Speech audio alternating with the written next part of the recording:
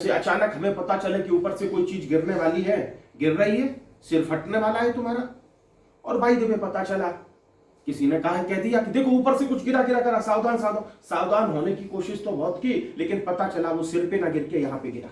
थोड़ा सा तब तक हटे और तब तक वो चीज अपने संपर्क में आ गई। तो दो ही कारण होते हैं, सीधी सी और सरल सी बात है। इस चीज को चाहो तो बहुत बड़ी पुस्तक का रूप दे सकते हो, इस चीज को चाहो तो जन्मों जन्म तक बोलते रहो और सुनते रहो। बैंक का सीधा सिद्धांत है, बैंक वाला तुम्हारे पास ऐसे ही नहीं आएगा। यह तो तुमने उससे कर्ज लिया है, लोन लिया है और समय पे नहीं दे रहे हो आप, तो वो लेने के लिए आएगा, पकड़ेगा, सजा करेगा, दूसरी चीजें करेगा। और दूसरा यह है कि अगर बैंक में आपने पैसा जमा किया है तो पाप रूपी खाता, पाप रूपी कर्म और पुण्य रूपी कर्म। पाप और पुण्य दो ही चीजें हैं ना। बोले नहीं गुरुजी, इसके अलावा कोई तीसरा भी तो खाता होगा। हाँ, वो खाता है बिना नाम का खाता, बिना पैसे के खाता, बिना पाप और पुण्य का खाता। वो होता है निर्जरा रूपी खाता, निर्जरा, जीरो बैलेंस। अभी आपका कोई ऐसी पासबुक हो जिसके अंदर पैसा भी ना हो, है न तो जमा किया हुआ ना लोन वाला, पूरा का पूरा। तो आप ये मान लीजिए कि दो चीजें हैं, या तो आपको पासबुक की कोई वैल्यू नहीं रही, और अगर एक्सपायर नहीं हुई है, वैसे तो हर बैंक यही कहती है कि थोड़ा तो पैसा खाता चालू करने के लिए होना चाहिए। अगर आपका जीरो बैलेंस हो जाता है तो हमें नहीं लगता दुनिया की कोई ऐसी बैंक होगी जो आपका खाता रखे। जिस दिन आपके पाप और पुण्य का खाता जीरो हो जाता है, हाँ फिर आप चाहें नहीं थोड़ा सा कर लेते हैं जमा, तो वो चीज फिर आपके ऊपर है। तो बोले गुरुजी अब इसमें दो चीजें होती हैं कि हम ये जो आप कह रहे हैं, पैसे का तो हम समझ रहे हैं, अगर हमें दिखाई नहीं देता है तो भी हम टटोल के देख लेते कितने का नोट है और बैंक वाले के पास हम देके गए। ये कर्मों की आप जो बात करते हैं ये समझ में नहीं आता। तो कर्म क्या होते हैं? कर्म वो होते हैं जब हम कोई क्रिया करते हैं, जब हम कोई भी क्रिया करते हैं। जैसे तुमने किसी को देखा, ये भी एक क्रिया है, लेकिन उस क्रिया के अंदर जो इंटेंशन होता है, जिसे हम भाव कहते हैं। तो क्रिया जो की, मतलब आपने किसी को देखा और एक यहां बैठे हुए छोटे से बच्चे ने भी देखा, समझ रहे ना, देखने की क्रिया एक ही है, लेकिन छोटे से बच्चे ने कोई कर्म नहीं बनाया, कोई कर्म उत्पन्न नहीं किया, कोई कर्म पैदा नहीं किया, कोई कर्म को नहीं बांधा। एक छोटे से बच्चे ने भी आपको देखा। आप जितने सुंदर हैं, जितने पैसे वाले हैं, जैसे कपड़े पहने हैं, दोनों की नजर में वैसे ही एक छोटा सा 5 साल का बच्चा भी आपको देख रहा है, लेकिन उस 5 साल के बच्चे के मन में कुछ भी भाव नहीं आया, देखा। तो 5 साल के बच्चे ने जो आपको देखा, किसी भी दशा में देखा, लेकिन वो कर्म नहीं हुआ, उसने कर्म नहीं बांधा। लेकिन जब हमने देखा, वही स्थान है, वही जगह है, वही पात्र है, वही व्यक्ति है, लेकिन जब हमने देखा तो ये अच्छा नहीं है, ये ठीक नहीं है, तो मित्र हो हमारे या शत्रु हो, ऐसे तुमने क्यों किया, पुरानी कोई। और इसमें भी तमाम तो लोग ऐसे होते हैं जिन्हें जाति स्मरण ज्ञान भी हो जाता है किसी को देखते ही, अच्छा तुमने ऐसे हमसे पहले वैर किया था। दृष्टि अलग अलग है, लेकिन क्रिया दोनों की एक थी। एक छोटे बच्चे ने भी वही कार्य किया जो तुमने किया, एक संसारी व्यक्ति ने भी वही काम किया जो ज्ञानी ने किया। ज्ञानी ने भी देखा। जब इतने अरिहंत और संत इस धरती पे आए, जब इतने तीर्थंकर आए, उन्होंने भी सबको देखा होगा। शादी की उन्होंने, उनके भी बच्चे हुए, राज्य किया उन्होंने। 3 तो तीर्थंकर ऐसे थे जो चक्रवर्ती थे, हैं, शांतिनाथ, कुंथुनाथ, अरनाथ, 3 चक्रवर्ती। चक्रवर्ती समझते जो अपने 6 खंड होते हैं ना, 6 खंड कौन से? उत्तरी अमेरिका, दक्षिणी अमेरिका, अफ्रीका, एशिया, यूरोप और ऑस्ट्रेलिया। ये 6 खंड है कि नहीं? आज भी 6 ही है ना, 7 नहीं हुए ना। अलग अलग देश छोटे छोटे बढ़ते जा रहे हैं, लेकिन खंड अलग अलग नहीं हो रहे हैं। तो ये 6 खंड हैं, भूमि के 6 हिस्से हैं। और हमारे यहाँ भी कहते हैं कि 6 खंडों पे जो एक साथ शासन करता है, एक ही राजा होता है, वो चक्रवर्ती होता है। किसी समय हमारी इस भारत भूमि पे शांतिनाथ जो 16वें तीर्थंकर भी हुए, और वो कौन थे? चक्रवर्ती राजा थे, इतिहास में लिखा है। फिर शांतिनाथ के बाद उन्हीं की परंपरा में, उनके बाद फिर 16वें और 17वें बने कुंथुनाथ। शांतिनाथ, फिर कुंथुनाथ, 17वें तीर्थंकर और चक्रवर्ती राजा, फिर उसके बाद शांतिनाथ, कुंथुनाथ, फिर अरनाथ।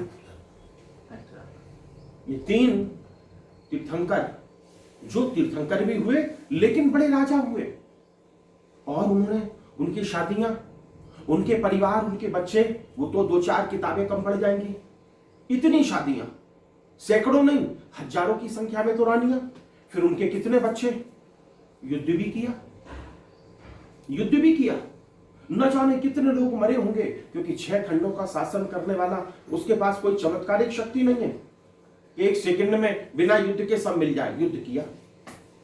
लेकिन हम लोग तो छोटा सा घर, छोटा सा व्यापार, 1-2 पड़ोसी, 1-2 लोगों से व्यवहार, 50 लोगों की मित्र मंडली, लेकिन फिर भी हजारों जन्मों को नया पैदा कर लेते हैं, एडिशनल नए जन्म हजारों जोड़ लेते हैं। लेकिन एक व्यक्ति जो चक्रवर्ती राजा, इतनी रानियां, उन रानियों को जो भी उन्होंने कहा उसकी पूर्ति करनी, जितनी रानियां उससे कई गुने ज्यादा बच्चे, मंत्री बहुत, उन्होंने जो कहा उनको भी संतुष्ट करना। अचानक पता चला पड़ोसी किसी ने हमला कर दिया, तो वहां जाके सेना लेके पहुंच गए और फिर मारकाट शुरू हो गई। तो इतना सब करने के बावजूद भी उसी जन्म में वो मोक्ष को जा रहे हैं। तो अब यहां क्या था, बोले इतनी जो पत्नियां थी उनकी, वो बोले जो पुराना खाता था उस वजह से मिली, नए खाते में नहीं। एक भी तीर्थंकर ऐसा नहीं है जो अपनी होने वाली पत्नी को देखने के लिए गया, एक भी तीर्थंकर ऐसा नहीं है। सामने से आई, जितनी भी पत्नियां, जितने भी बच्चे, जितना भी राजीपाट, जितना भी वैभव, जो भी उनके पूर्व के खाते में था, बैंक ने कहा कि भाई 1000 रुपए तुम्हारे निकल रहे हैं, ले जाओ तुम, ले लिए, खाता पूरा। लेकिन नया कोई कर्म, अब हमें यह लगता है कि गुरुजी युद्ध में वो आदमी गया, घोड़े पे बैठा हुआ है, रथ पे बैठा हुआ है, और हजारों की संख्या में लोग मर रहे हैं, और तलवार भी चला रहा है, सब कुछ कर रहा है। तो आप ऐसे कैसे कह सकते हैं? हमने तो कुछ नहीं किया, 2 रुपए की पड़ोसी की चोरी कर ली केवल, बस हमने कुछ भी नहीं किया, थोड़ा सा परेशान कर दिया हमने किसी को, 2 शब्द बोल दिए, उन्होंने तो गर्दने की गर्दने काट दी। आप कहते उन्होंने कोई कर्म नहीं बांधा। तो देखो, कई बार क्रिया एक सी हो सकती है, तो क्रिया तो उन्होंने भी की, लेकिन उस क्रिया में उनका कोई भी इंटेंशन नहीं था, भाव नहीं था। क्या आप ऐसी दशा को प्राप्त कर सकते हैं कि क्रिया हो लेकिन भाव ना हो उसके अंदर? अब इसमें तर्क का कोई विषय नहीं है। आप ये कहो कि नहीं गुरुजी ऐसा थोड़ी हो सकता, आप क्या उनके साथ में थे? नहीं भाई, हम साथ में नहीं थे, लेकिन हमने सुना है, ज्ञानियों से सुना है, पुस्तकों में, शास्त्रों में पढ़ा है, उनका इंटेंशन न तो अच्छा था और न खराब था। तो बोले अच्छा इंटेंशन किया होता तो कोई बात नहीं, अच्छा इंटेंशन किया होता तो उसमें क्या दिक्कत कि भाई कोई रानी दुखी है, तो वो ये कह सकते थे कि देखो एक काम करते, आपके पति को मार देते हैं हम, और तुम अब मेरी रानी बन जाना, तो तुम सुखी हो जाओगी। बोले ये तो बड़ा इंटेंशन था अच्छा, तो अच्छा इंटेंशन तो कर सकते थे, किया तो उन्होंने। और तमाम ऐसी रानियां थी जो विधवा हुई और वो अपने पास ले आए, वो भी हुआ है। कृष्ण ने जरासंध का वध किया, उसके बाद कितने थे? 16 जो भी, अभी हम संख्या में नहीं जाते, थी तो कितनी ऐसी स्त्रियां थी जिनको उसने कैद कर लिया था और सालों से कैद करके रखा था, कृष्ण ने उन्हें मुक्त किया। और उसके बाद फिर वो कहती है कि अब हम जाए कहां, न तो मेरे माता पिता स्वीकार करेंगे, न समाज स्वीकार करेगा, न कोई स्वीकार करेगा, अब हम कहां जाए? जरासंध जो एकमात्र हमारा स्वामी था, भले हम सुखी थे या दुखी थे, अब वो तो चला गया, इस दुनिया में नहीं है, अब हम कहां जाए? तो कृष्ण ने कहा कोई बात नहीं, तुम सब मेरे साथ आओ। आप कहोगे गुरुजी ये तो गलत बात हो गई, इतना बड़ा समर्थ पुरुष, अगर वो 16,000 थी तो 16,000 लड़कों को बुला के और उनके साथ शादियां करा दी होती, एक बड़ा सा कार्यक्रम कर दिया होता। बोले ये क्या तरीका था कि चलो भाई तुम सब मेरे साथ आ जाओ। बोले ऐसे किताब में लिखा है, धर्म ग्रंथों में लिखा है, कृष्ण ने ऐसा किया। लेकिन उसके बावजूद भी क्या उस समय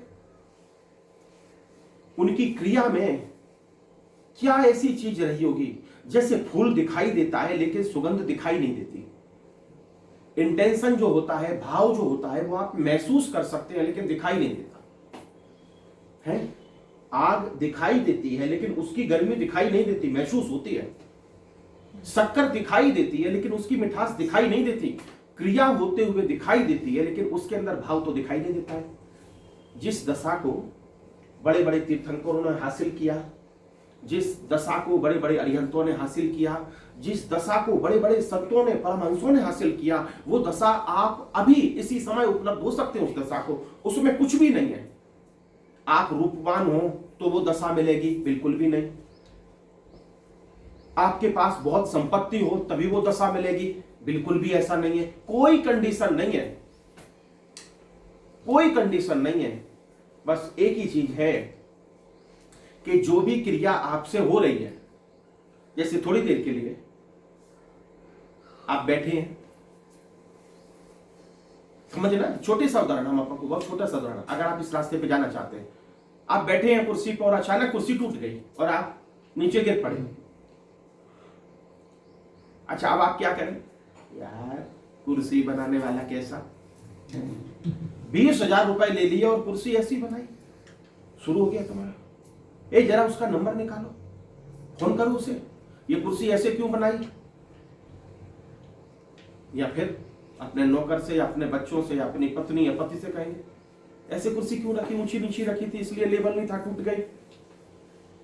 और एक दूसरा व्यक्ति, वो भी, उसके साथ भी वही क्रिया हुई, गिरा थोड़ा, लगा भी उसे, दोनों को लगा। और पहले वाले को कम लगा होगा, जो ज्यादा बोल रहा था, सुन रहे हो ना, जो ज्यादा बोल रहा था उसे शायद कम लगा होगा, तो लेकिन जो बिल्कुल भी नहीं बोला उसे बहुत लगा, लेकिन उसने कुछ नहीं लिखा। और धीरे से टूटी हुई कुर्सी के ऊपर हाथ रखता है, तो मैं चोट तो नहीं आई ना? कुर्सी से पूछ रहा है, क्या पूछा? नहीं, आपको चोट तो नहीं आई ना? कोई बात, हमने बड़ा कष्ट दिया ना तुम्हें। हाथ ऐसे उसके ऊपर फेरा और अपने जाके और अपने बैठ गए, ले कुर्सी का सामान इकट्ठा किया और डस्टबिन में डालाया। अब जिसने न तो किसी को दुख दिया, न खुद को दुख, न खुद दुखी हुआ, न किसी को दुख दिया, उसने कोई कर्म नहीं बांधा, कुर्सी दोनों की टूटी। उदय कहते ना, उदय मतलब जो फेस करना पड़ा वो दोनों को करना पड़ा, जो सरवाइव करना पड़ा वो दोनों को करना पड़ा। लेकिन दोनों की दशा कितनी अलग अलग थी, कर सकते कि नहीं? जैसे ट्रेन में बैठे और ट्रेन में बैठने के बाद एक आदमी को तो जरा अच्छी सीट मिल गई, और हमारे इंडियन बहुत से लोग होते बड़ा सा नाखून, फिर थोड़ा सा सीट को ऐसे ऐसे करना शुरू किया, फिर थोड़ी सी उसमें से स्पंज निकाली, बड़ा मजा आता है, आता होगा उन्हें जो करते होंगे। लेकिन ये नहीं सोचा कि अगर थोड़ी सी फटी हुई है और अपने पास सेलो टेप है तो थोड़ी सी सेलो टेप लगा देते। इंडियन रेलवे अपनी भी है ऐसा करती है, तो उसमें से वो निकालना शुरू किया। अब पहले अपने किसी पूर्व के यात्री ने उसे फाड़ दिया होगा, आपका रिजर्वेशन था, जितने आपने रुपए दिए 225 रुपए दिए, उतने ही सामने वाले ने, सामने वाले को जो सीट मिली बड़ी अच्छी मिली, और आपको जो सीट मिली वो कैसी थी? वो फटी हुई वाली थी। तो शुरू हो गया आपका, तो रेलवे वाले को गालियां देने लगे, टीटी को बोला इधर आओ, इधर इधर आओ, ये क्या है? करते कि अच्छा किया कि नहीं? कभी किया हो तो जरा सोच लेना। अच्छा क्या हो गया इससे? हाँ, ये एक कदम ठीक था कि एक जिम्मेदारी के साथ, माने आप जो कह रहे हैं कहें, इसका मतलब ये नहीं कि आप ना कहें, कोई क्रिया ना करें। और यही सामने वाले को, अगर कोई जिम्मेदार व्यक्ति है, या पत्र लिख दें आप डिपार्टमेंट को कि भाई आज हमने यात्रा की और आज जरा जो सीट थी वो फटी हुई थी, अब हमें फटी हुई सीट मिली, ऐसा ना कह के आगे के यात्री को तकलीफ ना हो और डिपार्टमेंट का ज्यादा नुकसान ना हो, तो हम चाहते हैं कि वो सीट जरा दुरुस्त कर दी जाए, ऐसा आपने पत्र लिख दिया। तो इसमें क्या हुआ? आपने कोई कर्म नहीं बांधा, आपने कर्तव्य का पालन किया। लेकिन वहीं अगर आपको अंदर से आर्त ध्यान रौद्र ध्यान होने लगा अंदर से। बोले नहीं, ये तो गलत हुआ, हमारे साथ ही अन्याय किया। रेलवे ने पैसे बराबर लिए, उन सब लोगों को अच्छी सीट दे दी और हमें खराब सीट दी। लेकिन तुम ये भूल गए कि तुम कोई उनके रिश्तेदार नहीं हो, वो कोई उनके रिश्तेदार नहीं है, तुम्हारे नसीब में वो सीट आई। अगर ऐसा सोच लेते कि मेरे नसीब में ये आया है, तो दोष तुम किसी को ना देके अपने कर्मों को दोष देते और सुधार कर लेते। समझे? या अब तक तमाम घटनाएं ऐसी हैं जो तुम लोगों के जीवन में हुई होंगी, तमाम घटनाएं हुई होंगी। देवरानी जेठानी का झगड़ा हुआ होगा, पति पत्नी का झगड़ा हुआ होगा, पड़ोसियों से झगड़ा हुआ होगा, और भी तमाम घटनाएं हुई होंगी। अच्छा, इतना सब करके बैर भाव लेके क्या कर लिया तुमने, ये बताओ? कितने लोगों को सुधार दिया तुमने? क्या कर दिया? कुछ भी नहीं। कई बार लोग कहते हैं ना, गुरु जी जैसे जैसे हम कोशिश करते हैं ना, बात बिगड़ती चली जाती है। बहुत लोग कहते हैं, शायद तुम भी यही कहोगे, कई मायनों में उसका एक दूसरा रूप यही, गुरु जी हम तो अच्छा करते हैं सबके लिए, लेकिन लोग मेरे साथ बड़ा खराब कर जाते हैं। तो कोई बात नहीं। अच्छा, यहां बैठे हुए सब कहेंगे, गुरु जी हम हमेशा सबका अच्छा करते, मेरे साथ सब खराब करते। अच्छा, इसका मतलब सब यही कह रहे हैं कि सबके साथ होता है, इसका मतलब किसी के साथ नहीं होता है। सोच तुम्हारी है अलग, बस और कुछ भी हो, बस यही सोचना। मतलब जो सुधार कर, अच्छा ये दृष्टि अपने लिए नहीं है फिर तो बोले गुरु जी जो भी हो रहा है ना, वो सब होने वाला था इसीलिए हो रहा है। और घर पे गए और तलवार ली और चाकू लिया और शुरू कर दिया। बोले क्या गुरु जी आपने कहा जो भी हो रहा है, ये सब क्या हो रहा है? होने को तो वही, होने को जो था वही हो रहा है, लेकिन ये दृष्टि किसके लिए है? सामने वाले के लिए है। केवल जो तुम्हारे साथ जो कोई सामने वाला व्यवहार कर रहा है, वो होने को था इसलिए हो रहा है। अब उसके सामने तुम अगर जो व्यवहार करने जाओगे और तुम्हारा इंटेंशन अगर खराब है, तो ये समझ लेना कि तुम्हारे कर्म का बंधन पड़ जाएगा। पड़ेगा कि नहीं पड़ेगा? तो एक सीधी सी दृष्टि है, हमने जो शुरू में आपको बताई कि एक छोटे से बच्चे ने भी तुम्हें देखा और तुमने मुस्कुराया, उसने भी मुस्कुरा दिया। तुमने चॉकलेट दी तो भले वो एक्सपायरी डेट की हो और उसने ले ली, और हो सकता है उसे कोई तकलीफ भी हो गई हो। तुमने अगर इंटेंशनली उसे चॉकलेट दी एक्सपायरी डेट की, या कोई भी ऐसी चीज दी जो अच्छी नहीं थी, उसके हेल्थ पे बड़ा खराब असर हुआ, तो तुमने तो अपने कर्म बांध लिए, लेकिन वो जो बच्चा था उस पर कोई असर नहीं हुआ। ठीक है? और वहीं दूसरी तरफ तुमने देखा किसी को, और देखने में जितने भाव तुमने पैदा किए, भाव से भव होते हैं। भव का मतलब होता है बर्थ, जन्म। जितने भाव तुमने किए, तुम बड़े सुंदर हो, तुम बड़े अच्छे हो, तुम्हारी कपड़े बड़े अच्छे हैं, जो भी अब तुम समझते हो। यहां बैठे हुए सब अनुभवी लोग हैं। जितने तुम भाव करते गए, जितना उसे देखते गए, जितने तुम अपने अलावा किसी में डीप जाओगे ना, अपने अलावा तुम जितने किसी में डीप जाओगे, वो वस्तु हो, व्यक्ति हो या विचार हो, उतने ही तुम समझते जाना कि अपने जन्म तुम बढ़ा रहे हो।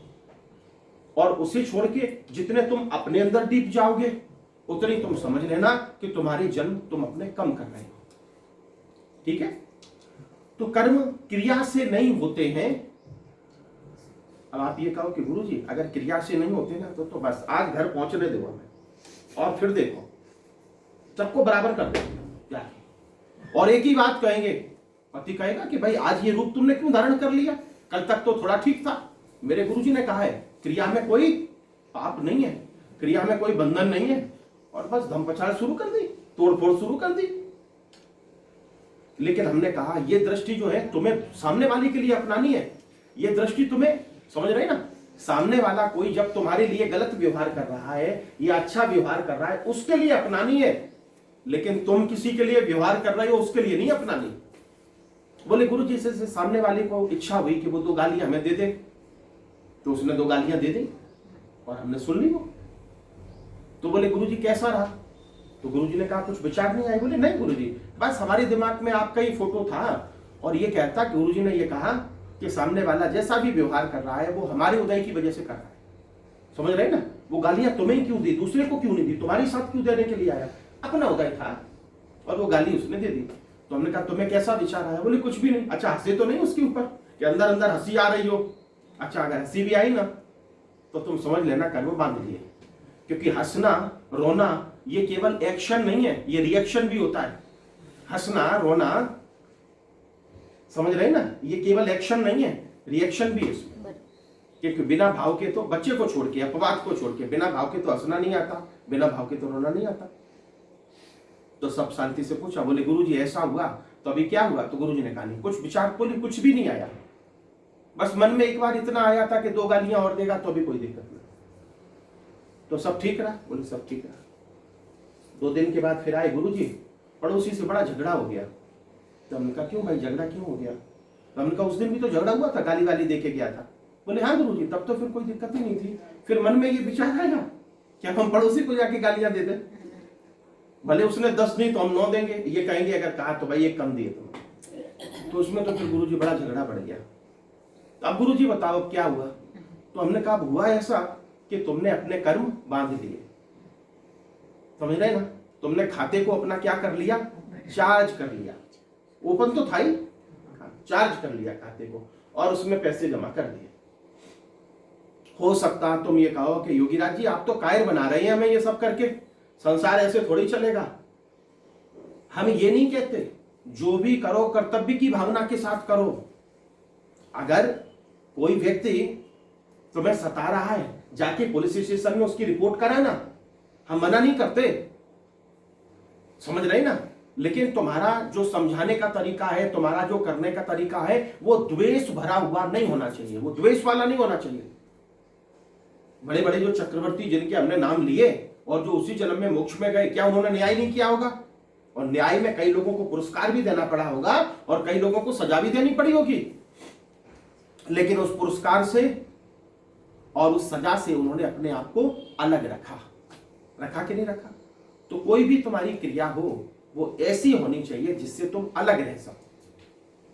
लेकिन अगर तुम उससे अलग नहीं रह पाते हो, कोई भी क्रिया उसमें अगर तुम उससे अलग नहीं रह पाते हो, तो ये समझ लेना कि वो क्रिया तुम्हें बंधन का कारण बनेगी, ठीक है? और अगर उस क्रिया से तुम अलग रह सके तो फिर वो क्या बनेगी? तो फिर वो क्रिया तुम्हारी क्या हो जाएगी? मोक्ष का कारण तो नहीं होगा, क्योंकि मोक्ष तो बिना कारण के होता है। मोक्ष मार्ग में सहायक बनेगी कि नहीं?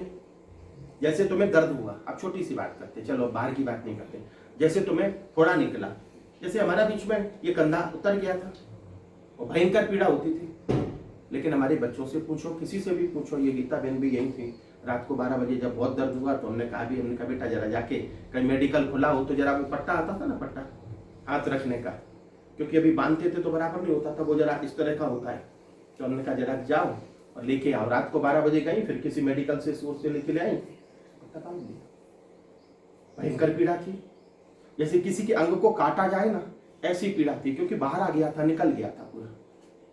लेकिन मेरी आंख में आंसू, या चिल्लाना या रोना या तड़पना, पछाड़ना, ये चीज फेंकना, वो करना, किसी ने नहीं देखा। महीने 1.5 महीने ये क्रिया चलती रही।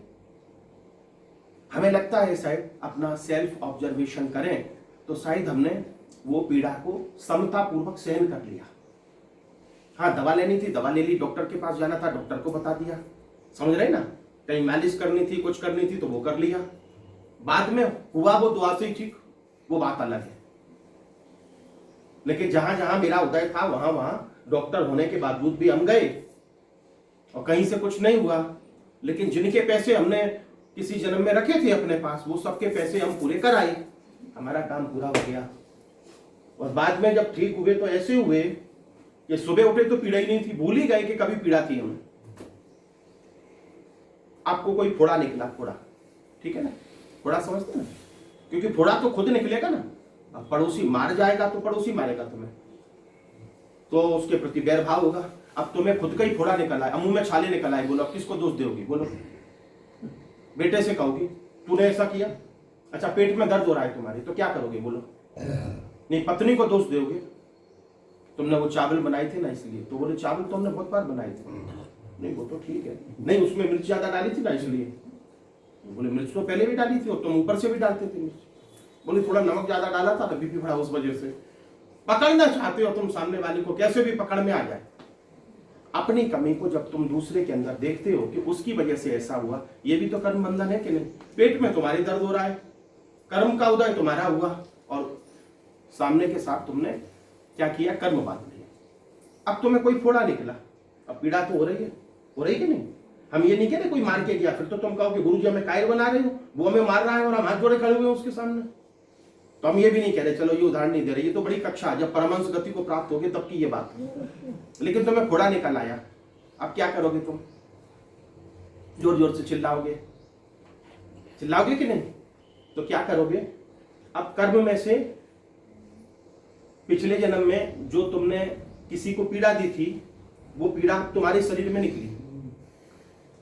अगर उसे शांति से, समता से सहन कर लिया, दवा भी लेनी है, जो भी उपचार है वो भी करना है, सब करना। हम ये मना नहीं कर रहे, हम ये नहीं कह रहे संथारा ले लेना और सो जाना कि नहीं अब तो भाई मर जाओ, हम ये नहीं कह रहे, वो कर्म का बंधन नहीं है। कई बार संथारे से मोक्ष में भी गए हैं और कई बार संथारे के पहले जाने वाले थे देवलोक में या मोक्ष में और गए हैं नरक में संथारा लेने के बाद।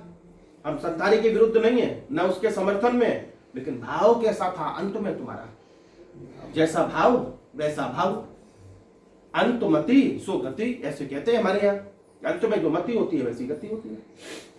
अब तुम्हें दर्द हुआ, पैर में खूब दर्द होने लगा, अब दर्द में तुम क्या करोगे? अगर उसे सहन करोगे तो इसका मतलब है पिछले जन्म का जो तुम्हारा कर्म था वो डिस्चार्ज हो गया। क्या हो गया? पूरा हो गया। बैंक से लोन लिया था और लोन तुमने भर दिया, और जैसे ही भरा फिर दूसरे दिन फिर से गया, बोले फिर से लोन चाहिए, तो बैंक वाले ने फिर से लोन दे दिया तुम्हें। अब तुम जाके कहते हमने तो लोन भर दिया था, तो तुम अब दोबारा क्यों मांगने के लिए आए हमसे? मोबाइल में मैसेज आया है किस्त का टाइम हो गया है। तो बोले दोबारा फिर लिया था ना किस्त। अब दोबारा जो तुम कर रहे हो उसे तुम भूल जाते हो, भूलते हो कि नहीं? ऐसी बात। तो एक तरीका ये है कि जीवन में जो कुछ भी हुआ है, आपके जो कुछ भी हुआ है उसे अगर तुम समतापूर्वक सहन कर लेते हो, समझ रहे मेरी बात? अन्यथा नहीं समझ रहे मेरी बात। जो हम खुद अपने जीवन में करते हैं, कहीं उपयोगी, कहीं आप लोग भी हमें बहुत प्रेम करते हैं ना, ऐसा नहीं है कि हम रिएक्शन नहीं कर सकते, लेकिन अपने कहीं ना कहीं हम जो भी होता है उसे देखते रहते हैं। जहां उपयोगी लगा वहां अपने आप को उससे अलग करके, समझ रहे ना? जैसे हमें तुमसे कुछ कहना है तो हम तुमसे नहीं कहते हैं, अपने आप को पहले तो हम उसमें से अलग करते हैं। जैसे अगर हमने तुमसे कुछ भी कहा तो फिर तुम उसे स्वीकार करो या ना करो, अपने कर्तव्य की भावना से हमने तुमसे कहा। अगर तुमने उसे अस्वीकार किया तो वो भी हमें स्वीकार है, और अगर तुमने उसे स्वीकार कर लिया वो भी हमें स्वीकार है। अगर हम अपने बच्चे से कुछ कहना चाहते हैं तो कर्तव्य की भावना से कहें, अगर हम अपने मित्र से कुछ कहना चाहते हैं तो कर्तव्य की भावना से। कर्तव्य की भावना से जब कोई तुम क्रिया करते हो तो उसके पीछे इंटेंशन जो होता है वो अपेक्षा वाला नहीं होता है। लेकिन जब तुम ये सोच के कि मेरा बेटा है ऐसा करना ही चाहिए, नहीं करेगा तो नहीं चलेगा, तो इसका मतलब तुमने उसके साथ अपेक्षा रखी। तो जो तुम सुधार करना चाहते हो वो अपेक्षा के साथ करना चाहते हो, तब कर्तव्य की भावना, अपेक्षा है वहां कर्तव्य की भावना नहीं है। तो तीर्थंकरों ने जो भी कार्य किए वो कर्तव्य की भावना से किए। उन्हें लगता था कि जो भी सहज हो रहा है वो हम करते जाए, है ना? ऊपर से कचरा चिड़िया ने गिराया तो गुस्सा नहीं आया? आया तो होगा, थोड़ा बहुत आया तो होगा। लेकिन अगर किसी ने कचरा डाल दिया आपके ऊपर तो फिर बात नहीं पूछो। अब कचरे दोनों हैं, जैसे चिड़िया ने किया कचरा वैसे दूसरी का था, लेकिन वो दूसरे ने किया। कई बार कुछ क्रियाएं अपने जीवन में, जैसे आपको खुद में कुछ हो गया, पेट में दर्द होने लगा, तो आप इसमें तो किसी का दोष नहीं है, तो आप न तो सह सकते और न कह सकते, ऐसी हालत हो जाती है, होती कि नहीं? और यही अगर किसी ने आपको मार दिया होता और फिर दर्द होने लगता तो क्या करते? तो तूफान खड़ा कर देते, करते कि नहीं करते? तो इसमें चीज जो स्वामी जी हमारे बोल रहे थे, तो बोले स्वामी जी की आप चर्चा क्यों कर रहे हैं? आप स्वामी जी तो गए नहीं। जैसे खाना खाते ना, और खाना खाने के बाद फिर क्या करते? क्या करते? तो वो संडे का ही संडे करते हैं, खाना रोज खाते हैं, लेकिन जो क्या कहते हैं, रवंत कहते हैं, क्या पचाने, मराठी में क्या कहते हैं? खाने को पचाने का काम करते हैं। जैसे गाय होती है ना, खाना खाती है, व्यक्ति तो पचाएगा, गाय रवंत करती है। अच्छा रवंत, अच्छा ये बताओ, ये हमें इसमें अंतर बताओ भाई। अब ये कह रहे व्यक्ति पचाता है और गाय क्या करती है? रवंत करती है। तो क्या बाहर फिर फेंकती है? बाहर करती है? नहीं, फिर से जब खा लेती है पूरा अपना खाना, फिर से वो बाहर आता है, उसमें वो मिक्स होके फिर वो। अब ज्ञान रूपी खाना भी है ना, जैसे पहले दिमाग में गया, फिर दिमाग में फिर से उससे क्या करते हैं? रिफ्रेश करते हैं, रिवाइज। रिवाइव कहते हैं। रिवाइव और सर्वाइव ये दो चीजें हैं, ठीक है। तो ज्ञान को क्या करना, रिवाइव करना, और कुछ आया है तो उसे क्या करना, क्या कहते हैं इंग्लिश में, सर्वाइव कहते हैं कि कुछ अलग? नींद आ रही है क्या? रिवीजन कहते हैं। अच्छा भाई कुछ हो तो बता दें। तो अगर ऐसा कर लिया आपने तो कोई जन्म नहीं, ठीक है, कोई जन्म नहीं। कि जो कुछ भी सामने वाले ने कोई भी क्रिया की, या तो तुम्हारे अंदर शक्ति है तो उसे सहन कर ले, कि ना बिना किसी किंतु परंतु के। रास्ते में जा रहे और सामने वाले ने जरा गाड़ी ऐसी कर दी, तो आप क्या करोगे फिर? अच्छा वो परिचित नहीं है तुम्हारा कोई, न तो तुम्हारा दामाद है, न तुम्हारा पड़ोसी है, न कोई है, लेकिन चार गालियां तो शुरू। दिखाई नहीं देता, सबसे पहला तो यही सेंटेंस हमारे, दिखाई नहीं देता क्या, लाइसेंस है कि नहीं, गाड़ी चलानी नहीं आती क्या, रॉन्ग जा रहे, भले अपन रॉन्ग है, लेकिन जो पहले बोल दिया ना वो समझो वही पावरफुल हो जाता है। होता है कि नहीं, समझ रहे कि नहीं? कई बार हम लोग रॉन्ग होते हैं लेकिन पहले बोल देते हैं बस, तो जीत गए। अच्छा कुछ लोग ऐसे होते हैं कि सामने वाला है राइट लेकिन उसकी आवाज धीमी है, बेचारी बोल नहीं पाता, और कुछ लोग ऐसे होते हैं रॉन्ग लेकिन आवाज उनकी बड़ी बुलंद होती है, तो इतनी तेज अपनी बात को वो रखते हैं कि सब लोगों को ये लगता है। अब जैसे एक छोटा सा उदाहरण बताते थे, रिक्शा वाले ज्यादा आगे रहते इसमें। अच्छा चलो ठीक है, जो भी है, अपन लोग भी कभी रिक्शा वाले रहे होंगे, ये रिक्शा ही वाले हैं ना, चला रहे हैं, अपने आप को चलाना ये रिक्शा ही है ना।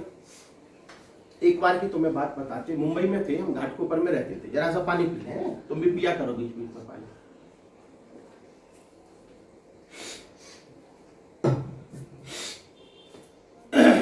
नजर के सामने की बात है, और उस व्यक्ति को हम जानते भी थे।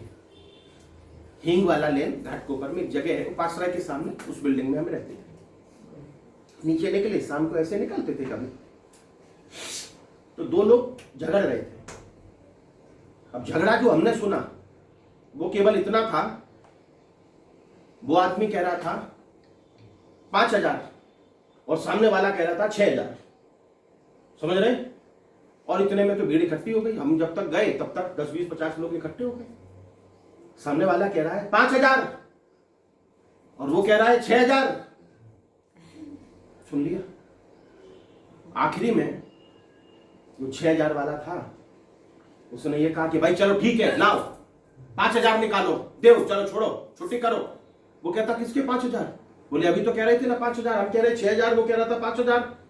अब वहां पे भीड़ इकट्ठी हो गई, भीड़ ने क्या सुना, 5,000 और 6,000, बात कुछ अलग थी। सामने वाले ने पूछा, बोले 3,000 और 3,000 कितने होते? अरे बिना कारण के या बहुत छोटे से कारण के लिए वो बड़ा इशू बना देते। बहुत से लोग ऐसे होते हैं। तो करना क्या है, अगर सुखी होना है तो ये बात ध्यान रखनी है कि अगर जो भी तुम्हारे साथ हो रहा है, और कई बार तो तुम्हारे साथ जो भी हो रहा है ना, परसेंटेज की बात नहीं करते, बहुत बार तो ऐसा होता है कि जिसने तुम्हारे साथ किया व्यवहार वो तुम्हारा था ही नहीं आदमी। तो वहां तुम्हें क्या सोच रखनी चाहिए अपनी? रास्ते में समझो तुम निकले, ऐसा नहीं है कि सब कुछ घर में ही होता हो, कई बार बाहर भी होता है, कई बार प्रदेश में भी हो जाता है। तो तब तुम्हें क्या सोच रखनी चाहिए कि चलो भाई जाने दो, हो गया हो गया। ट्रेन में किसी से खिटपिट हो गई, बस में किसी से हो गई, रास्ते में किसी से हो गई, ऑटो वाले से हो गई, तो क्या करना? उपदेश दोगे।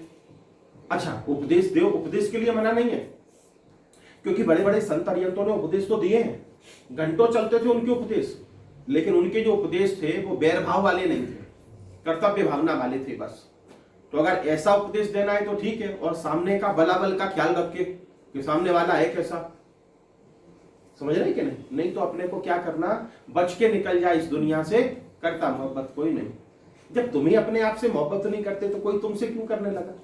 जैसे कई बार लोग पूछते, हम जैसे बाहर जाते ना, या दूसरी तीसरी बार किसी ने हमें फोन किया, फोन पे पूछते, गुरुजी पहचाना?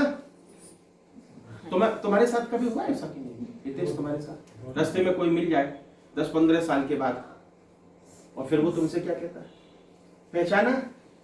तो तुम क्या कहोगे? अब क्या सोच रहे हो तुम? अब फंस गए तुम। अच्छा तुमने अगर ये कह दिया कि तुम्हें नहीं पहचाना तो इसका मतलब तुम हमसे प्रेम नहीं करते। बात समझ रहे कि नहीं? अच्छा घर से खा पी के निकले थे आराम से, बड़ी तकलीफ हो गई। घर पे बच्चों ने झगड़ने की कोशिश की, बीवी ने, पति ने झगड़ने की कोशिश की, वहां जैसे तैसे हमने शांति की कि भाई गुरुजी कहते हैं झगड़ो नहीं किसी से। अभी रास्ते में मिल गया वो आदमी, और भाई अच्छा वो भी राजेश नाम नहीं ले रहा है, और भाई कैसे हो भाई, राजेश नाम लिया होता कि तुम्हारा तो ये लगता कि भाई वो परिचित भी है। और कैसे हो, तुम्हारे जैसा चेहरा दिखा होगा किसी का। अब कैसे हो तुम, तो तुमने क्या कहा, अच्छे हैं, पहचाना। अब हमें बहुत से लोग मिल जाते, पहचाना, तो हम तो नहीं पहचान पाए। तो अब क्या करना, क्या करना बोलो, छुटने के लिए क्या करना।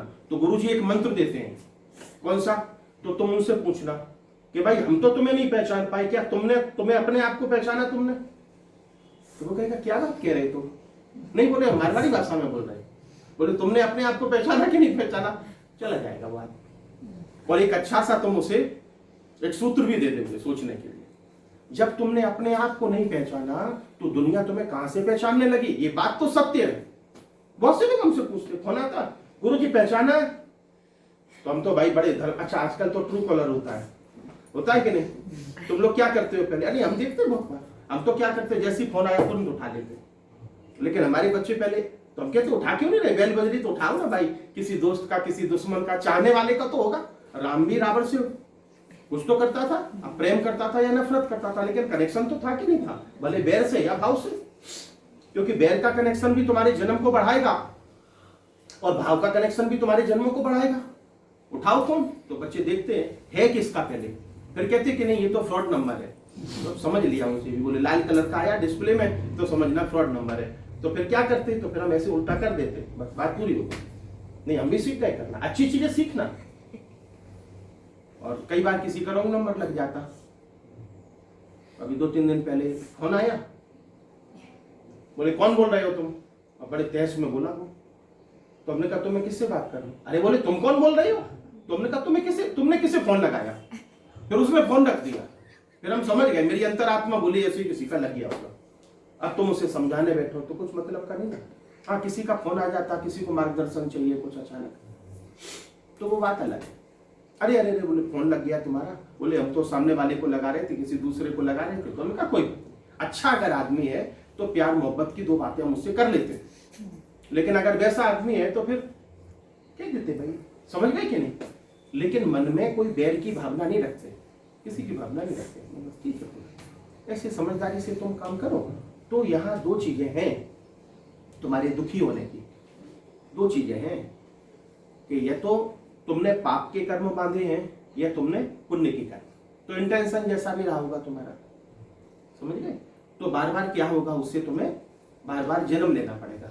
अच्छा अब एक चीज लोग हमसे पूछते हैं, बोले गुरुजी ये बताओ, इधर हम बैठे हैं, ठंडी के कपड़े हैं मेरे पास, ठंडी के कपड़े पहनते हैं, बड़ा मजा आता है। अच्छा 2-5 हजार की कोई कपड़ा लिया, पगड़ी अच्छी वाली है, तो लोग पूछते हैं, बोले गुरुजी एक फोटो निकाले तुम्हारे साथ, तो बोले बड़ी खुशी होती है, ये मोक्ष में सब होगा कि नहीं होगा। एक कीड़ा नाली में पड़ा हुआ था, नाली में, गंदी नाली में पड़ा था। अब किसी ने सोचा इसे जरा यहां से निकाला जाए। अब कोई अच्छे संत रहे होंगे, उन्होंने उसमें से निकाला और साफ सूफ किया उसे, थोड़ा इत्र वगैरह उसे लगाया, परफ्यूम वगैरह जो भी था सुगंधित किया उसे। बहुत दिनों से नाली में पड़ा था, थोड़ा गंदी बदबू आ रही थी, जैसे तुम 4 से 10 दिन ना नहाओ तो कैसी बदबू आती। फिर क्या करती हो, साबुन से काम नहीं चलता, फिर कुछ और भी इंतजाम करना पड़ता। नहलाया धुलाया उसे बहुत अच्छी तरीके से, कपड़े वपड़े पहनाए उसे, बोले चलो अब तुम्हें ले चलते। तो बोले कहाँ ले जा रहे, अच्छा लगा उसे बहुत। उसने कहा इतने प्यार से किसी ने सहलाया हो, उसे कपड़े पहनाए हो और उसे परफ्यूम लगाया हो अच्छा ब्रांडेड, तो खुशी हुई उसे। फिर बाद में उसने पूछा कहाँ ले जा रहे हैं हमें, क्योंकि उसका घर जरा दूर होता चला जा रहा था। तो उसने कहा हम आपको मोक्ष में लेके जा रहे हैं। तो बोले मोक्ष कौन सी जगह है, बोले बड़ी अच्छी जगह है, ऐसी जगह है कि दुनिया की द बेस्ट, ऐसी कोई दूसरी जगह है ही नहीं। बोले क्या बात है, बोले बहुत खुशी की बात, लेकिन बोले ये सब मिलेगा हमें। बोले क्या, बोले जान से हमें निकाला है। बोले वो चीज वहां नहीं मिलती, तो बोले बेटा हमें रखो यार, छोड़ो छोड़ो छोड़ो हमें वहीं पे डाल दो। तो लोग हमसे पूछते हैं कि गुरुजी ये बात बताओ कि मोक्ष में है क्या, मोक्ष में हम कैसी फीलिंग करेंगे। तो पहले तो बता दें कि जो फीलिंग होती है वो शरीर से होती है। फीलिंग किससे होती है, अच्छा शरीर ना हो तो फीलिंग करोगे, कुछ नहीं कर सकते। कितनी आत्माएं भटक रही हैं, उनके शरीर नहीं है, तो क्या फीलिंग कर रहे हैं वो लोग, दुखी है, परेशान है, आत्मा है नहीं, शरीर नहीं है उनके। लेकिन वो भी एक जन्म होता है उनका, समझ रहे ना, जैसे 5 तत्व अपने शरीर में होते हैं, ऐसे 3 तत्व होते हैं उनके अंदर, इसलिए वो अपने भटक रहेगा। तो वहां पे कैसी फीलिंग होगी?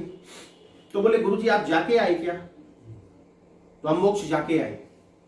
ठीक है, सुन रहे कि नहीं सुन? अच्छा, तुम भी वर्षा बहन मोक्ष में जाके आई हो? नहीं गई? तो देखो, मोक्ष जो है ना, उसका नाम है सिद्धशिला। तो स्फटिक जो होता है, स्फटिक, ये स्फटिक की बनी हुई है, 84 लाख योजन की है। योजन माने योजन, किलोमीटर नहीं, किलोमीटर से भी बड़ा योजन कहते हैं उसे। तो 84 लाख योजन की बनी हुई एक सिद्ध शिला है। शिला माने पत्थर है। जितनी सिद्धात्माएं हैं मोक्ष की, सब वहीं पे बैठती हैं। तो बोले गुरुजी आप कब होके आए? तो फिर मोक्ष होने के बाद फिर नीचे भी आना पड़ता है। आप तो कहते हैं एक बार जन्म मरण से मुक्त हो गए, उसका नाम मोक्ष होता है। सुन रहे कि नहीं? आज नई बात बता रहे तुम्हें, ज्ञान की बात है। तो बोले गुरुजी आप कब होके आए? हमने कहा हम तो एक बार नहीं, बहुत बार हुआ है। तो बोले गुरुजी आप मतलब मोक्ष तक होके आए? हमने कहा मोक्ष तक होके आए। तो बोले कहां गए फिर आप, यहां क्यों आ गए? तो हमने कहा जो शिला है ना, शिला, वो शिला किससे बनी है? एक इंद्रिय जीव से। किससे बनी? तो वो एक इंद्रिय जीव का जो जन्म मिला था, मैं वहां मिला था बहुत बार। और मेरे ऊपर सब कौन बैठे हुए थे? तो उनको देखते थे, बड़े आनंद में रहते थे। ऐसे देखा है। तो बोले एक इंद्रिय जीव अनुभव करता है क्या? है, समझ रहे कि नहीं? मन में ये प्रश्न आता है कि गुरुजी एक इंद्रिय जीव जो होता है, अपन लोग कितनी इंद्रिय वाले जीव है? पंच इंद्रिय। तो बोले एक इंद्रिय जो होती है, तो वो महसूस करती है क्या? वैसे तो महसूस नहीं करती है, लेकिन जब कोई दिव्य आत्माएं उनके संपर्क में आती हैं, तब वो महसूस करती हैं। समझ रहे? तो इतनी मोक्ष की उस शिला पे इतनी मोक्ष वाली आत्माएं, जिनमें तमाम तीर्थंकर थे, तमाम ऐसे भगवान थे, तमाम ऐसे महापुरुष थे जिनका मोक्ष हो गया। ऐसा नहीं है कि कोई जैनों का ही मोक्ष होगा। मोक्ष तो हर धर्म में से होता है, हर जाति में से होता है, हर संप्रदाय में से होता है, हर भूमि में से होता है, हर क्षेत्र में से होता है, हर रंग में से होता है, हर लिंग में से होता है। स्त्री भी मोक्ष में जाती है, पुरुष भी मोक्ष में जाता है, और जो छक्का होता है तृतीय पंथी, वो भी मोक्ष में जाता है। मोक्ष में तो सब जाते हैं। तो मोक्ष में बैठी हुई आत्माएं थी, और वो कहां बैठी हुई थी? तो उसी सिद्ध शिला पे बैठी हुई थी जो 84 लाख योजन का था। वो सिद्धिला किसकी बनी हुई है? स्फटिक। तो जी ये स्फटिक है। सुन रहे? आपको लगता तो होगा ना कि गुरुजी ये है कहां? फिर आत्मा जाती कहां? आत्मा निकलती है। आत्मा जब मरते हैं ना, तो नया जन्म लेना है, तो नए शरीर में आत्मा प्रवेश करती। स्वामी जी कह रहे थे ना कि नया शरीर तो तैयार ही रहता है, और जैसे इधर से मरे और उसमें प्रवेश किया। फिर उस बात को उन्होंने बहुत लंबाया नहीं था, जाने दो। तो बिना शरीर के तो आत्मा नहीं रह सकती ना। और जिस दिन बिना शरीर के आत्मा एक अंतामूर्त के लिए भी रहेगी, उसी को तो मोक्ष कहते हैं। समझ रहे ना? इधर से शरीर में से निकली आत्मा और उधर। तो बोले गुरुजी ऐसे कैसे हो सकता है? उस दिन आपने वो वीडियो भेजा था ग्रुप में, धनंजय, क्या नाम? धनराज था ना, सुना था आपने? तो धनराज बोले फिर से वापस आया, और कितने साल के बाद? 13 साल के बाद आया वापस। पेड़ पे बैठा रहता था, कहां? नीम के पेड़ पे बैठा रहता था। तो बोले गुरुजी ये कैसे हुआ? तो जैसे ही वो मरा, जैसे ही धनराज किससे गिरा? धनराज के पहले जो नाम ट्रैक्टर से गिरा, पहिए के नीचे आ गया। तो जैसे ही पहिए के नीचे वो मरा, तुरंत क्या बन गया? वो प्रेत बन गया। तो प्रेत भी तो 84 लाख योनियों में से एक योनि है कि नहीं? है कि नहीं? तो शरीर के बिना कहां रहा वो? शरीर माने योनि। वो स्वामी जी शरीर कह गए थे। 84 लाख जो योनियां हैं, तो जैसे ही एक शरीर में से निकला, वैसे दूसरे शरीर में प्रवेश कर किया कि नहीं? शरीर माने दूसरी योनि में प्रवेश कर गया। तो उनकी बात अपनी बराबर थी। तो जो मोक्ष की बात करते, तो अब वो कीड़ा ने तो अपनी बात कर ली, क्योंकि उसने कहा अगर ये नहीं है तो हम मोक्ष में नहीं जाएंगे। अब वो स्वामी जी को चाहिए था, थोड़ा सा हाथ में ले लेते उसका, वो कहते चलो चिंता नहीं करो, ये भी साथ में रखते, ये भी साथ में रखते, लेकिन कीड़ा है इसलिए मोक्ष होने वाला नहीं था, तो बात वहीं पे पूरी कर देते, है ना? मनुष्य के अलावा किसी का मोक्ष नहीं होता। अब जो सिद्ध शिला जो बनी हुई है स्फटिक की, क्रिस्टल की जो बनी हुई है, स्फटिक, फटिक शिला कहते हैं उसे, जिसपे सब आत्माएं बैठी हुई होती हैं। जितनी मोक्ष में गई हैं अब तक कितनी गई होंगी, कोई कल्पना कर सकते हैं? और आत्मा आत्मा में मिल जाती। अच्छा, एक भाई ने हमसे एक बार पूछा था, बोले गुरुजी ये 84 योजन की या 84 लाख योजन की, तो बोले ये तो एक माप वाली है ना, तो बोले फिर ये इतनी बड़ी क्यों बनाई गई? तो वो कुदरती है, बनी हुई है, वो शुरू से बनी। बोले हिमालय इतना ही बड़ा क्यों है? तो किसी ने बनाया नहीं है, मैन मेड नहीं है, ये कुदरती बना हुआ है। तो बोले गुरुजी कभी तो ऐसा होगा कि आत्माएं बढ़ जाएंगी, तो फिर ये बैठेंगे कहां?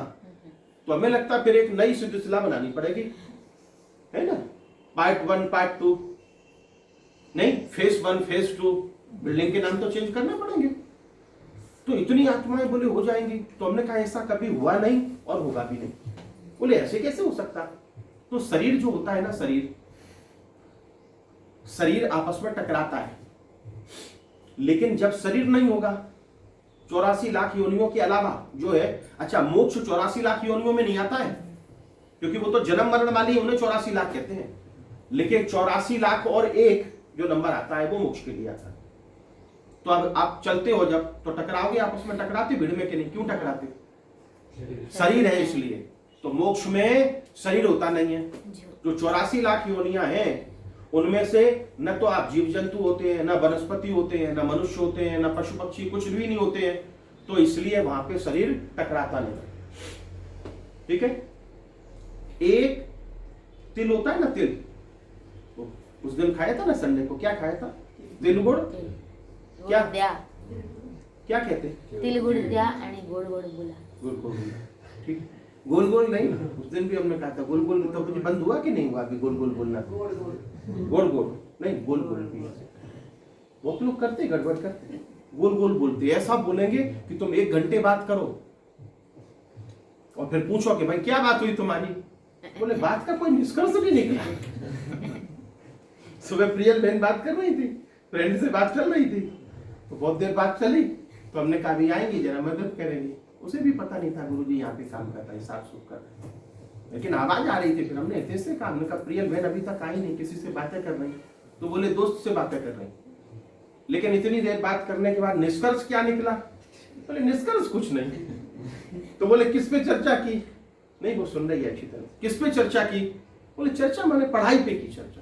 किस पे की? पढ़ाई पे की चर्चा। तो पढ़ाई पे किस पे की? तो निष्कर्ष में तो कुछ नहीं।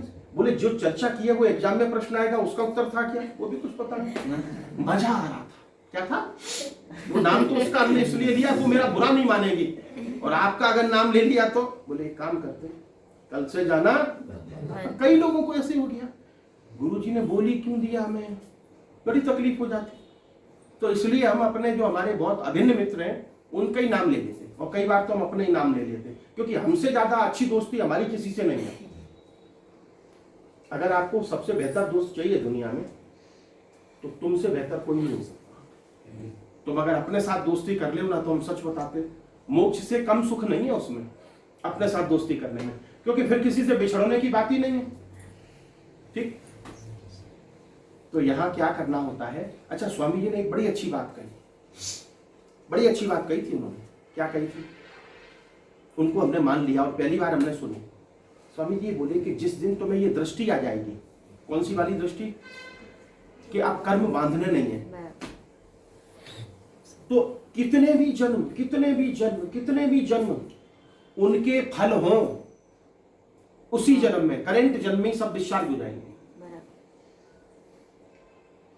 क्योंकि हजारों जन्मों के जो कर्म होते हैं वो एक ही जन्म में भी तुम्हारे डिस्चार्ज हो सकते हैं, क्योंकि नया तो तुम कोई बांधते नहीं हो। कई बार सुना तुमने, बोले चोर था, रोहणिया नाम था उसका। रोहणिया क्या काम करता था? एक इलायची कुमार थे, वो नटनी के पीछे पड़े हुए थे, उसके प्रेम में पड़े हुए थे, समझ रहे? तो इस जन्म में तो उन्होंने बहुत पाप बांधे होंगे। बोले मेरे साथ शादी क्यों नहीं की, मेरे साथ नाच क्यों नहीं किया, हमें पैसे क्यों नहीं दिए, तो पाप तो बांधे। लेकिन महावीर के मिलने के बाद उसी जन्म में मोक्ष को भी चले गए। मजे की बात देखो, हुआ इन लोगों को केवल ज्ञान हुआ।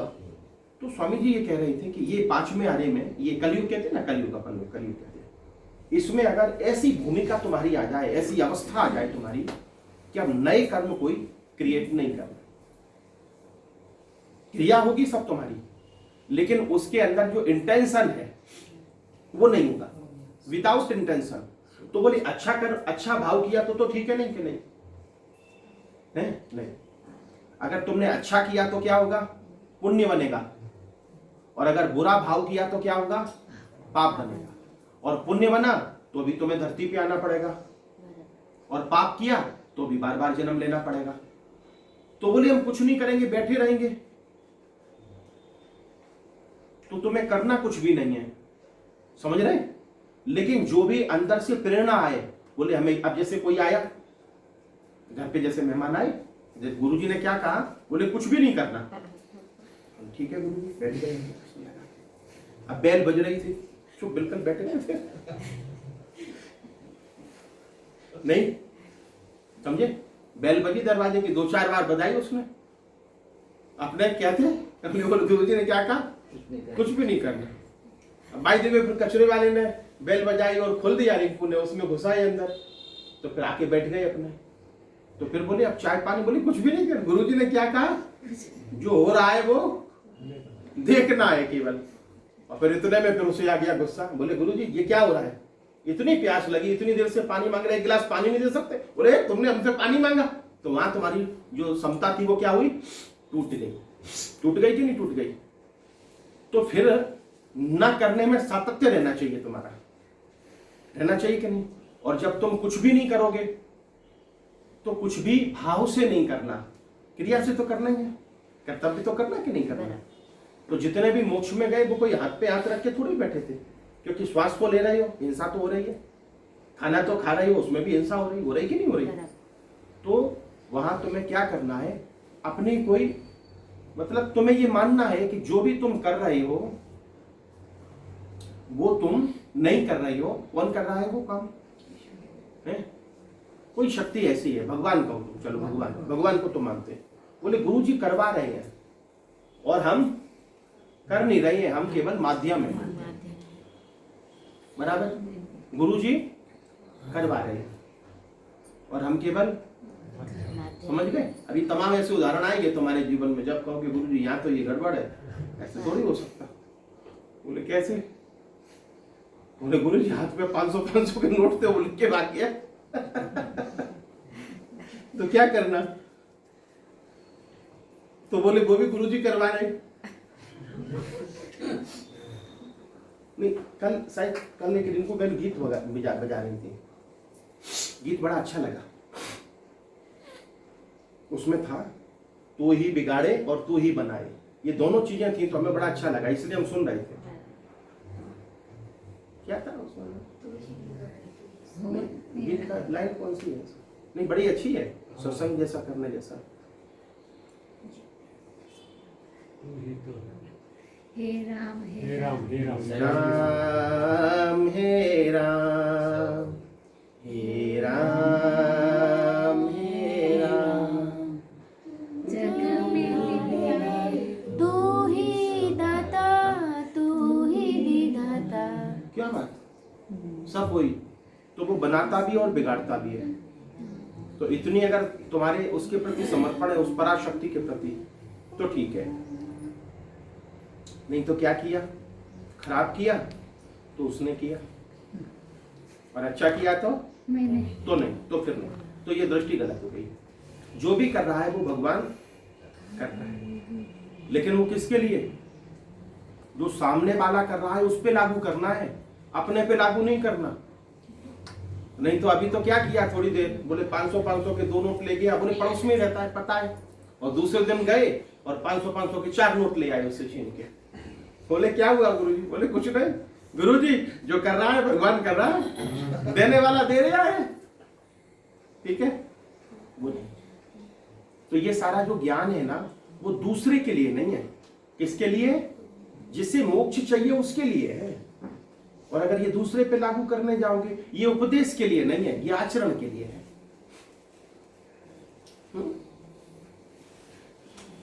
तो बगाड़ोगी तू ही ऐसे थोड़ी एक लाइन याद आई, तू ही बिगाड़े तू ही सवारे। अब समझ गए ना, बस अब गीत की कोई जरूरत नहीं। अच्छा, कितने बज गए? 12:30 बज गए।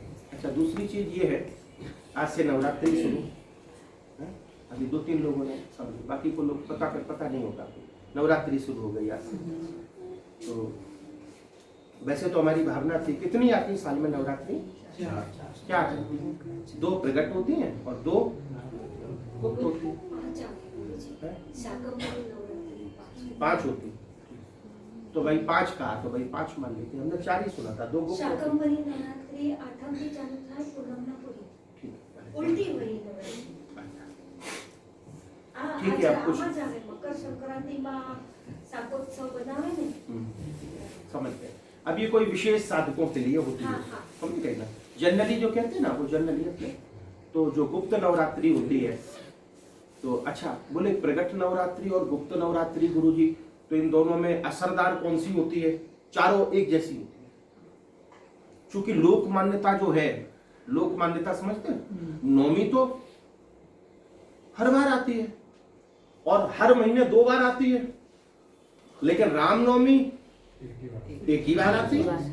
बोले अष्टमी तो महीने में 2 बार आती है, लेकिन दुर्गाष्टमी और जन्माष्टमी बोले साल में एक ही बार आती है। समझ रहे कि नहीं? तो तिथियां जो होती हैं वो कितनी बार आती? अष्टमी कितनी बार आती महीने में? 2 नवमी कितनी बार आती? 2 दशमी 2 और एकादशी 2 और अमावस 1 क्यों? अरे अमावस एक बार आती और एक बार पूनम आती, इसीलिए तो तिथियां 2 बार आती हैं। अगर अमावस और पूनम में से कोई एक निकल जाए तो तिथि एक ही बार आएगी। समझे? बराबर। अगर पंचांग में से अमावस और पूनम में से कोई एक तिथि निकल जाए तो जो तिथियां 2 बार आती हैं वो 2 बार नहीं आएंगी। आएंगे? नहीं। क्योंकि 12, 13 और 14 भी 2 बार आती। फिर 14 के बाद क्या होता है? 15 बोलता कोई? नहीं बोलता ना। नहीं। अगर 15 आएगी तो फिर 16 आएगी, 17 आएगी, 18 आएगी, 15 नहीं आती। तो 15 की जगह क्या आती? अमावस और 2 पक्ष होते ना, कृष्ण पक्ष और शुक्ल पक्ष। तो कल क्या थी? अमावस थी और आज से एकम शुक्ल पक्ष। शुक्ल पक्ष। ऐसे ही ना? हाँ। तो ऐसे कल 2-3 दिन से हम सोच रहे थे कि आप लोग समझो, कुछ लोग तो 10:30 बजे ही आ जाते हैं, फिर बैठे होते हैं, तो 10:30 बजे से फिर 2 बजे तक बैठना पड़ता है। हमें कोई दिक्कत नहीं, हमें तो बड़ा आनंद आता, 12-12, 13-13 घंटे बैठने की हमें आदत है। उस दिन हम लोगों ने पपीते के पत्ते कर रहे थे अपने, क्या कर रहे थे? ऐसे ऐसे करते तो उसे क्या कहते? सुधारना। एक आध कोई बोला सुधारना, बाकी फिर तो ऐसे ऐसे किया माने आप लोग क्या कहते? कटिंग कर रहे थे। तो वैसे क्रिया तो ऐसी थी, लेकिन भाव क्या था कि इसमें से औषधि बने और लोग अच्छे हो।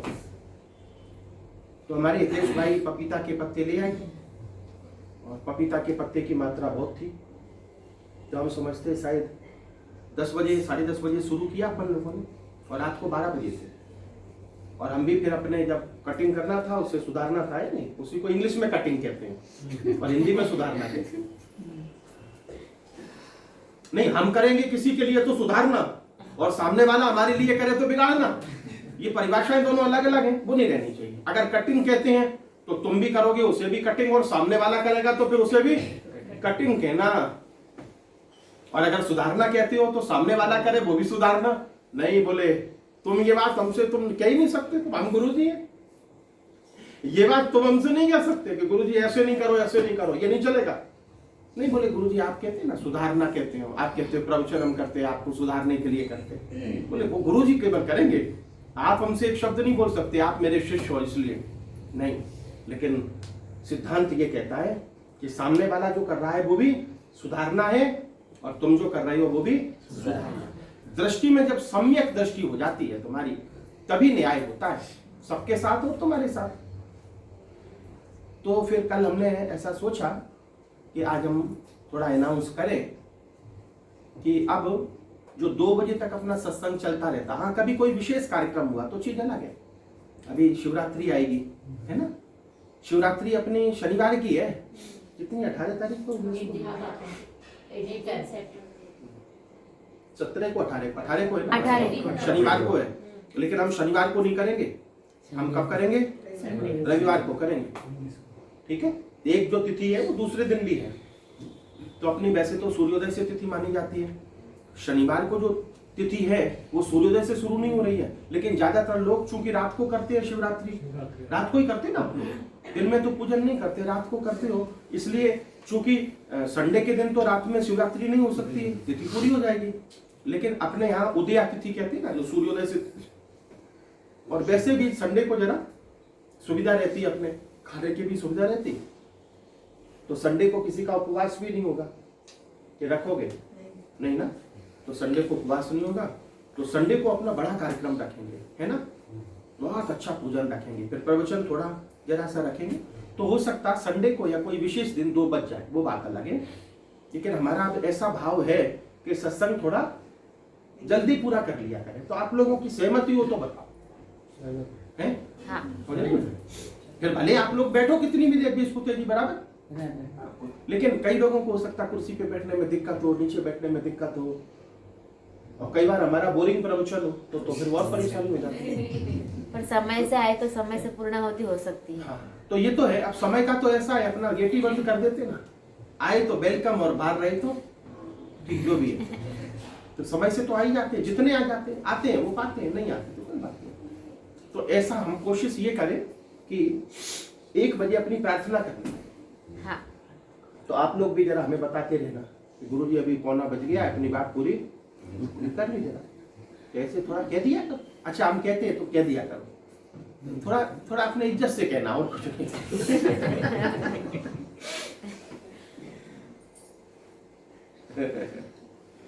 ठीक है, जैसे कह देना। तो अभी बजे हैं 12:30 के थोड़ा ऊपर, 9:15 बजने जा रहा है। आज से नवरात्रि शुरू है, तो आज हम क्या कर लेते हैं, अपने मंत्र का पहले सोचा था ना, पहले क्या क्या नक्की किया था कि एक मंत्र हर संडे को होगा। तो पिछले संडे को चूंकि प्रवचन था, तो जिस समय से नक्की किया तब से तो हमेशा होता ना। तो आज नवरात्रि है तो एक मंत्र कर लेते हैं। अब ये जो मंत्र है आज जो करेंगे हम मंत्र, ये पहले भी हम कर चुके हैं, लेकिन ये मंत्र सबसे ज्यादा प्रभावशाली है।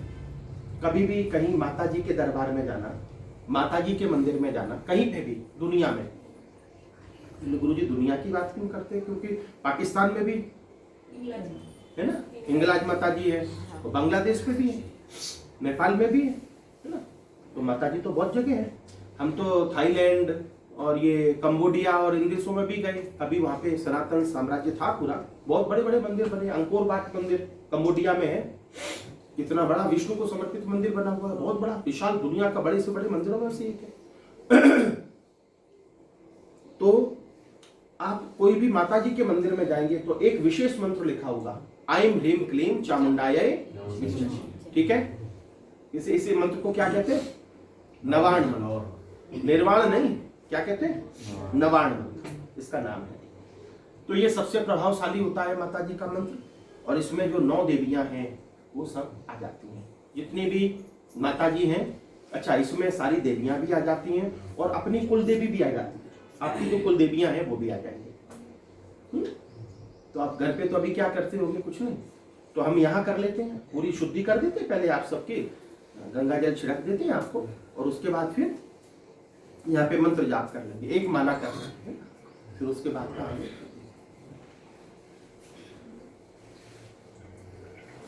सब कुछ।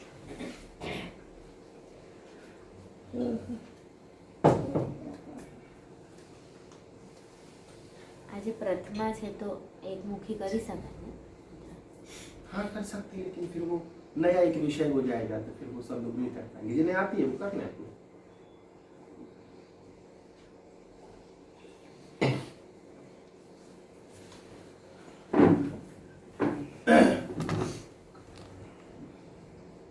मिनट्स, अब 49 को क्या कहते हैं, उस पे हमेशा हमेशा, अगर आपकी घड़ी ठीक है, आपकी घड़ी से नहीं, कुदरत की घड़ी से 12:49, 50 मिनट में 1 मिनट का, उस समय विजय मुहूर्त होता है।